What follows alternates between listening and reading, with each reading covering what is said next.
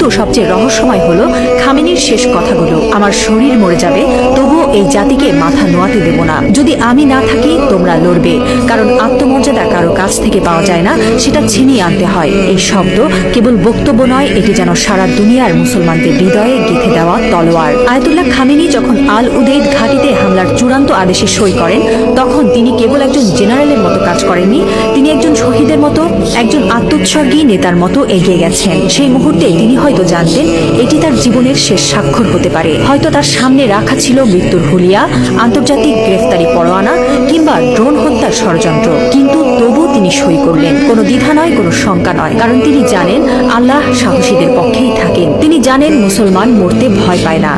যারা আল্লাহর পক্ষে থাকেন তারা জানে মৃত্যু মানেই পরাজয় নয়, বরং আত্মত্যাগী বিজয়ের শুরু। এই একজন মানুষ এখন আর কেবল ইরানের নেতা নন, তিনি হয়ে উঠছেন সারা বিশ্বের মুসলিম উম্মার প্রতীক। একজন বিশ্বাসী, একজন অটল মুজাহিদ, একজন সাহসী পিতার মতো তিনি বলছেন, আমি থাকি বা না থাকি তোমরা লড়বে। হ্যাঁ মুসলিম উম্মাহ, তোমরা মাথা নিচু করো না। লা ইলাহা ইল্লাল্লাহ, আল্লাহ ছাড়া আর কোনো ইলাহ নেই।